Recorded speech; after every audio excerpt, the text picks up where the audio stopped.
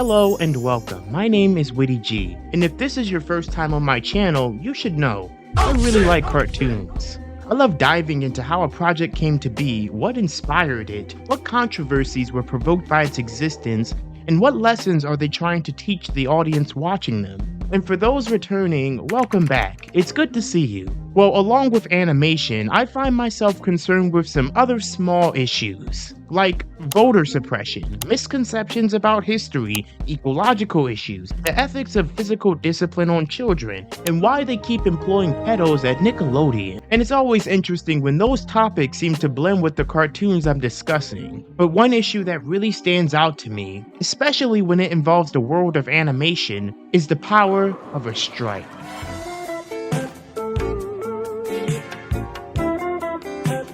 The Stand with Animation rally was held in Burbank, California, supported by several types of different workers in the animation industry, and the fans who love their work. We're talking storyboard artists, writers, prop designers, character designers, cleanup artists, art directors, background artists, and more. At times, the crowd was referred to as an army. Look at you! This isn't a group of animators, this is an animation army! That's pretty good union branding. The rally saw a ton of legendary voices in the animation community speaking out against massive threats attacking the future and present jobs of employees. Voices like Rebecca Sugar, James Baxter, Jindy Tartakovsky, and more, all intending to support employees pursuing their love of animation and reminding them that they are the pivotal reason why any company in the industry is performing so remarkably, and the threats aimed at their job security should be taken seriously. With the Animation Guild, or TAG for short, going into negotiations with these large industries for proper protection and security for the livelihood of these employees. There was the running sentiment that animation is in trouble. Anyone here who's a fan, you need to know the animation industry is in trouble right now. They are shrinking wages, they are shutting things down, they're trying to replace us with fucking robots, guys. Not because it is not successful or not reaching more people than before. In fact, the contrary is true. Yet we're working in an industry that's making billions of dollars in profit. Animated movies are the highest grossing movies this year. Animated shows are the most streamed. We're making the stories and characters that are making these corporations filthy rich. So why is it that so many of us that made those very stories are struggling to pay our rent? Does that sound fair to you? The issue stemmed from three major threats: generative AI, layoffs, and outsourcing jobs on a massive scale.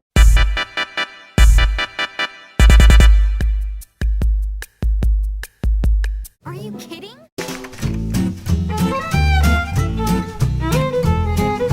If you watched my video where Casper becomes a filthy communist, these issues might sound pretty familiar. Or if you were tuned into the grievances from the writer's strike. And even now, with the writer's strike that is nearing the end, which saw many writers asking for better wages and less use of AI technology in the writing process, requests to not have their work cheapened by the use of artificial intelligence, and to formulate pay structures to accommodate the new landscape of streaming services. These are requests that allow the people who work to create the magic that built up a company to maintain wages that reflect that work. The core issue is that corporate heads, shareholders, and the least creative people a part of the industry are reaping most, if not all, of the financial benefits from the hard work that artists produce. And the artists are not seeing fair compensation for the sole reason these animation companies survive. The headmasters were only a few sentences away from calling Casper's support of the strike and workers' rights communist, just like Walt Disney said of the 1941 strike. In customer service, entertainment, and a variety of other work fields, it seems to be the working class blue-collar individuals who deal with the brunt of the bullshit, yet have little representation in the boardrooms that decide how little payment they get in exchange for this. As well as the impact of the streaming bubble bursting and the industry's massive mishandling of that, which has come at the expense of the workers. So now we're seeing once again how working people have to unite to keep the bad practices of executives in check. Hence the use of the animation unions and people rallying together to crank out a deal that promises the bare minimum. Because companies are not human beings. They have one incentive, that's to make profit. That's all they care about. If they can make profit with good rules in a way that keeps us safe, they will. If they can make profit by putting us all in a blender and drinking our blood, they'll do that. What we're seeing is the unfiltered response of capital-driven companies that are throwing their workers under the bus. in an attempt to recoup costs for bad business moves and to maintain a bottom line. So let's delve into each one of these issues and see what exactly is going on.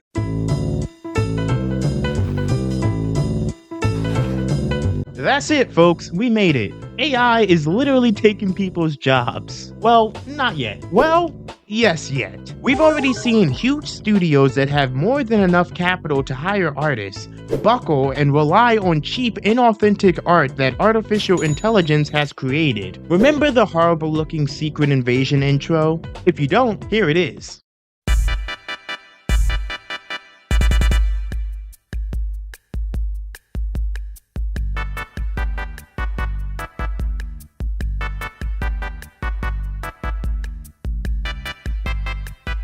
What the fuck is this we watching? Yeah, that was AI, and it was deplorable. One of the speakers at the rally had an amazing point saying, when I see your work, when I watch your animation, when I see your shows, I get to experience who you are, how you feel, what passion you put into your work.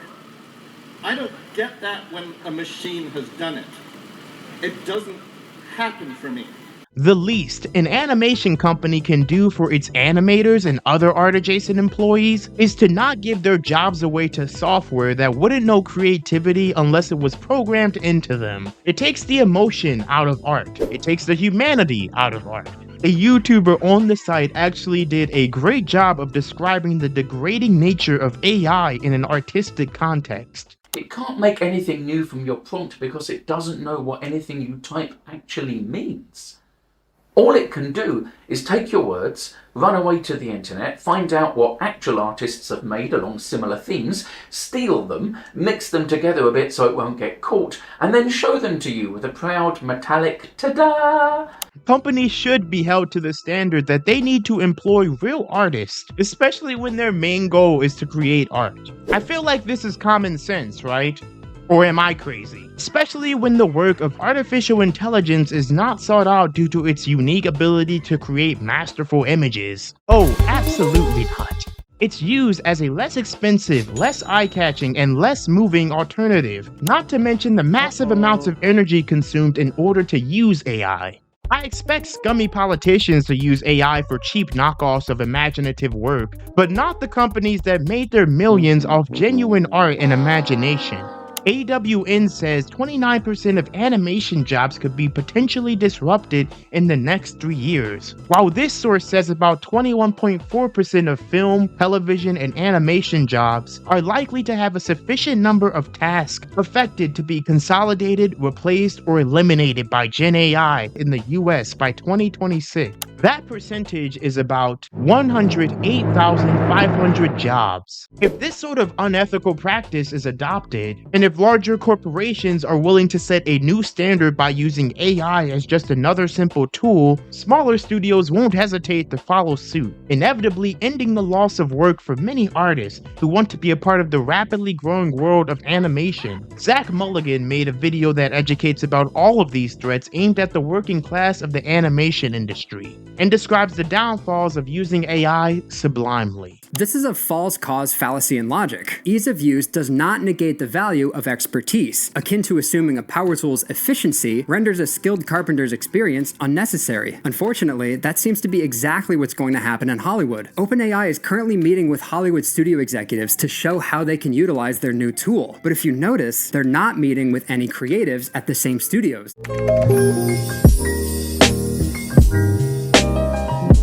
It's nothing new for companies to search out the least expensive option for creating a product and take that. Can't use zombies. They're an untapped workforce and cheap. No health or dental plan. You're dead and ain't got no teeth. Clearly, it's a core reason why the big studios are even drawn to AI. But there's another practice that isn't as new as artificial intelligence that threatens the careers of the animation adjacent, especially in the US. We have seen it in several different industries before, and that is the practice of outsourcing. A maneuver that has been present for a long time in animation, but largely has been contained within animated series. In this current era, it is reaching new heights, and it's having a detrimental effect on the American workers these companies used to rely on. Take during COVID, for example. Ah yes, the lockdown days. I'm feeling the nostalgia already. Hey, come on.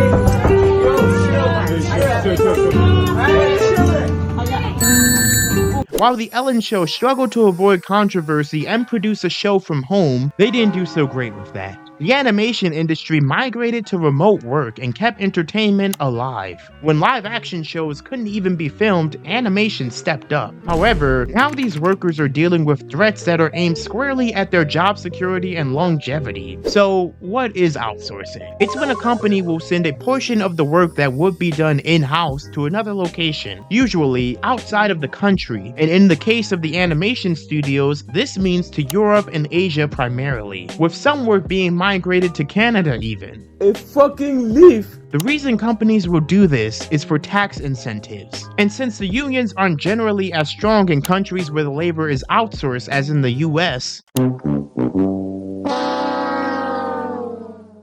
these corporations take advantage and require insane deadlines, long hours of labor, and not enough compensation for these outrageous requests. When American animation studios could support American artists instead of migrating labor for a cheaper, more unethical alternative. Now, don't get me wrong, I have the utmost respect for the animators up in Canada, and I think it's great if they can find work. But unfortunately, the studios don't have that same level of respect. A scathing article from Vulture last year detailed just how chaotic and brutal the working conditions were at Sony Pictures Imageworks for Across the Spider-Verse. An artist was quoted as saying over 100 people left the project because they couldn't take it anymore. The animators were forced to work 11-hour days, 7 days a week for an entire year with constant revisions and for very little money. The reason that studios are able to get away with this is partially because Canadian animators are not unionized to the same capacity that American animators are. Did you know that in 2023, DreamWorks announced that it would be increasing its use of outsourcing on features, while Walt Disney Animation Studios is shifting some of the production of Moana 2 to its Canadian subsidiary. This leaves Pixar as the only American studio that produces all of its animated features in the United States, a scenario that would have been unthinkable just 5 years ago. Outsourcing is often looked down upon due to the impact it has on the workers. It erodes company loyalty, as it makes the employees feel like they're being replaced, and the financial stability they have from their job is on a very obvious time limit. I wonder if this fear is founded in truth. Outsourcing has led at points to the total erosion of job security for some industries. Take Detroit auto manufacturing. Along with other issues that caused its demise, outsourcing was a large contributor to why Detroit slipped into ruin,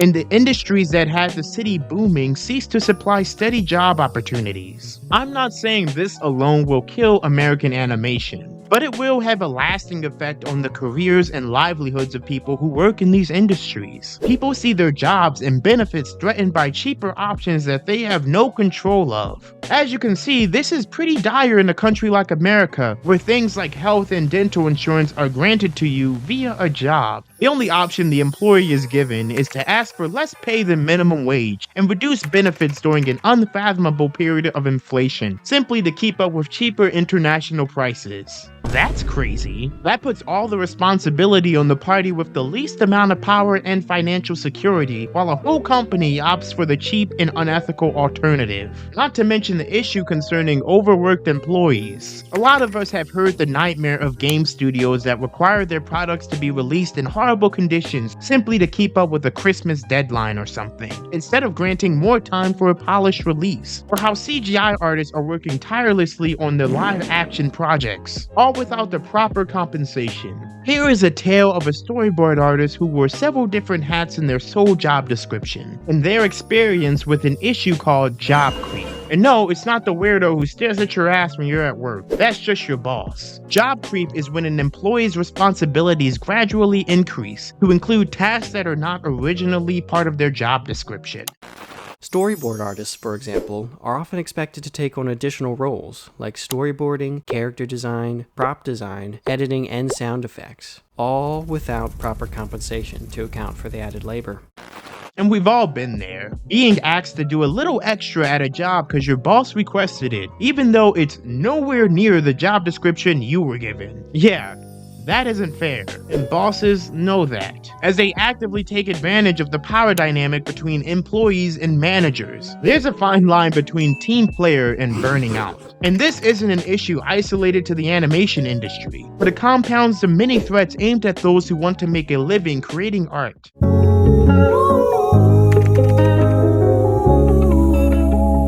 Next is the repercussions of the streaming bubble. Before making this video, I had no idea about the struggles that came with streaming from a production perspective. A source from this Kidscreen article said this: Before streaming, one would be hired onto a show with a 24-episode season run. Today, you're hired onto a show to board 20 episodes that will be released in 10-episode segments, but packaged externally as 2 seasons. To the public, this appears to be renewed seasons, but internally, this causes massive production delays. The real second season isn't coming out till the numbers are satisfactory for the studio, and that leads to long periods of stagnation for many animation roles involved in a series, since they'll be dealing with unemployment for quite some time or a short time. Well, that's kind of the horrible thing. You just don't know when they'll get the numbers they want, so an employee can just be in limbo. Staying committed to a project you're a part of but hasn't earned that true second season can feel like a financial death sentence, causing some employees to migrate to a totally new career.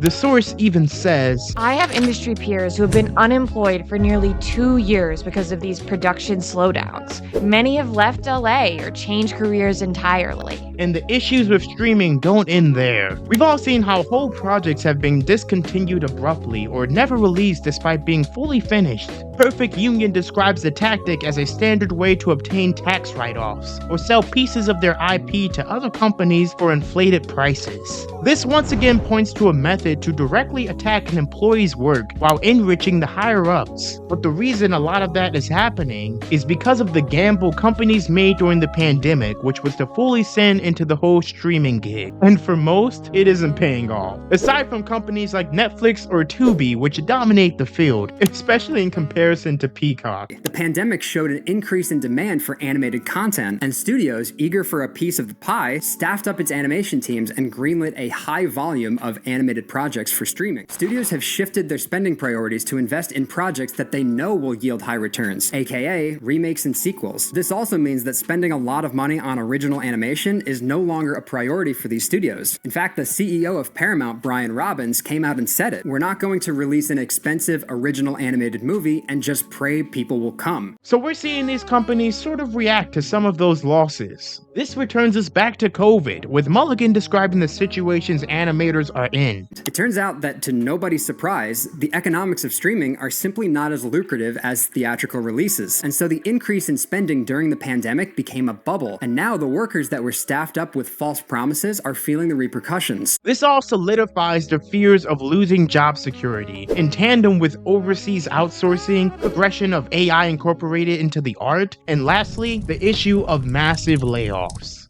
Now get out of my office. You're fired!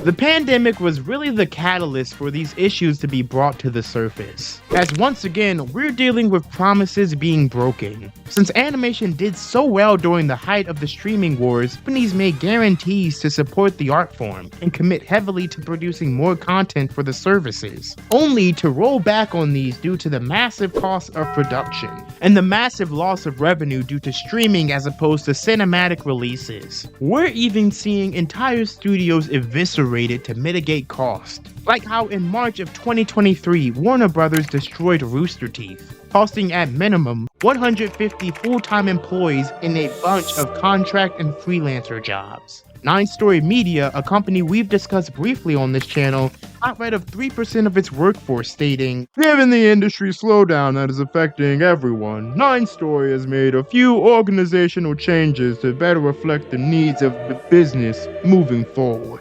Some companies go the route of merging to become a bigger powerhouse in the streaming wars to compete more effectively against other sites, as we saw with Disney and Fox. But sometimes, this just leads to massive amounts of people losing their jobs, like in January of 2023.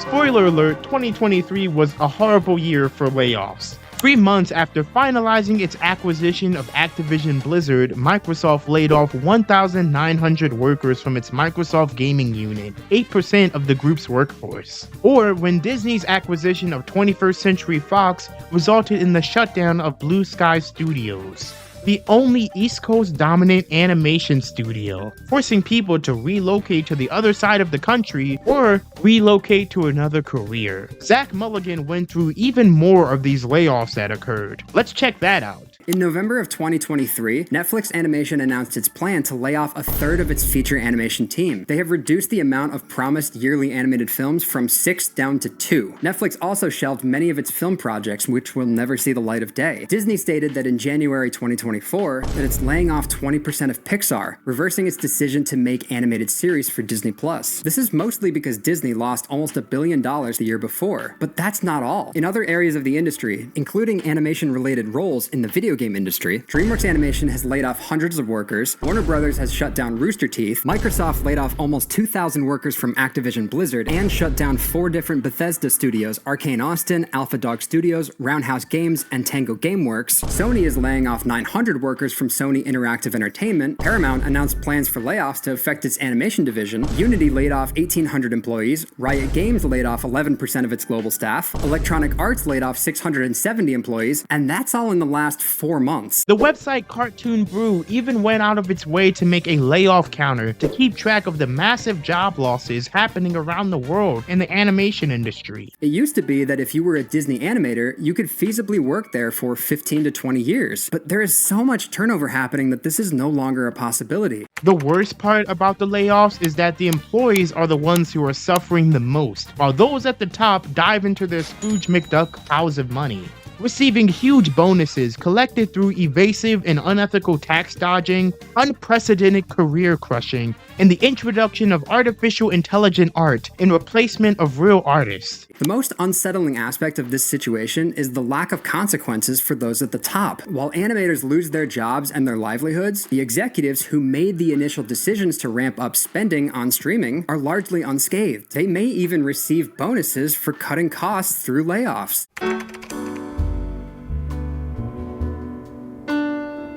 Corporations should be doing what they can to help protect the jobs of the people who provide the work that produces all of the content that has made them large companies to begin with. This should be the bare minimum. But a business's priority has never been to treat its workers well, but to make the most money, even if that means participating in blatantly unethical practices to maintain the bottom line. In fact, capitalism incentivizes that sort of ideology. What we're seeing now are several different threats, all aimed at the security of animation jobs. If you like cartoons, animated movies, or live-action remakes with realistic lions, you should support this fight that so many people in the animation industry are in the throes of right now. If you support the working class, you should support this fight. Hell, if you work a job where you're not the boss that gets paid $31.6 million, you should support this fight. Zach Mulligan described what we're seeing in the animation industry so well. This is the sobering reality of the animation industry under capitalism. The beautifully creative voices at this studio, the artists whom I was lucky enough to call my coworkers and still call my friends, could suddenly be silenced one day because an AI indicated it would be better for the shareholders if Illumination animated Shrek instead. If we want to keep art authentic, creative, and unique, we need to ensure that the artists that make it don't have to worry about whether their job is on an arbitrary time limit, or if the work they're doing is going to be shelved for tax incentives.